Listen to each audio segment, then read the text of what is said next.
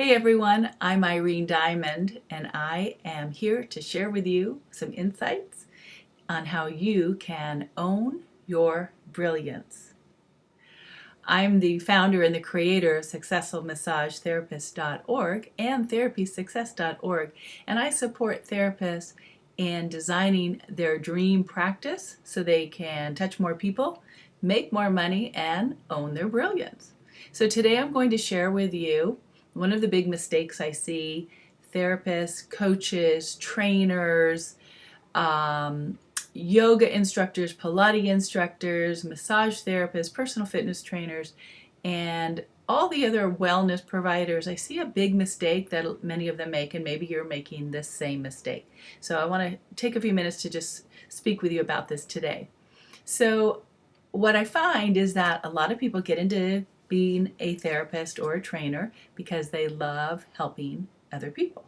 Maybe you are one of those people as well. Maybe that's why you got into being in the industry you're in. And what happens is they get into it because they want to help people, they want to heal people, they want to work with people so that that client has a better quality of life.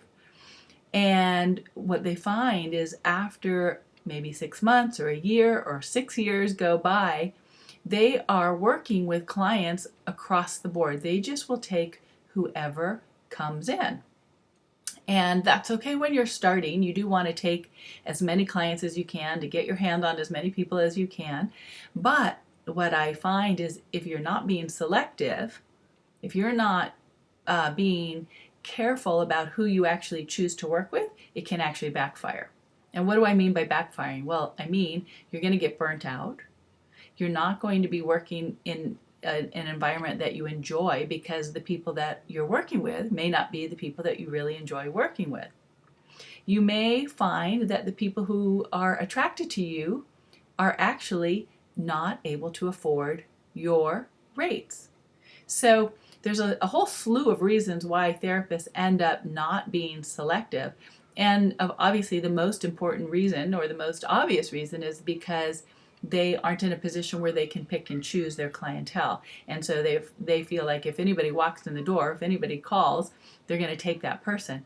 And again, I understand it, but what happens is you end up getting in this little cycle where you're only working with people, or you're not working with the people who you were meant to serve.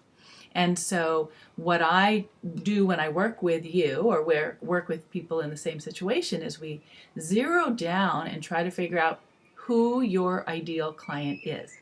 So I'm going to ask you right now, grab a piece of paper and write down who is your ideal client.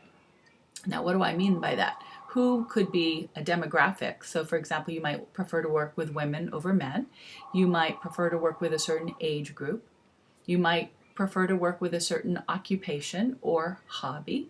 So let's just say, for example, your dream client is a woman in their 40s who plays tennis. So that means she's not a professional tennis player.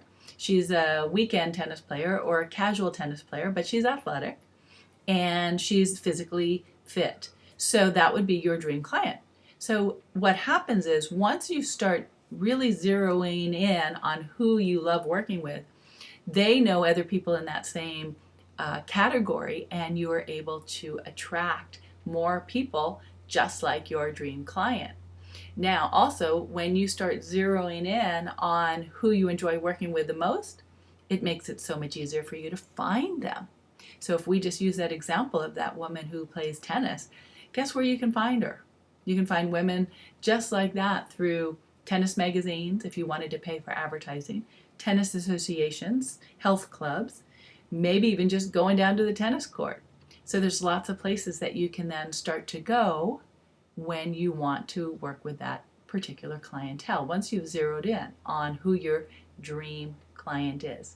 So that's the biggest mistake I see people make. Hopefully this has given you a little bit of insight into how you can already today start making some changes and start figuring out who your dream client is so you know where to find them, how to attract them, and we'll talk in the next video about how to speak their language.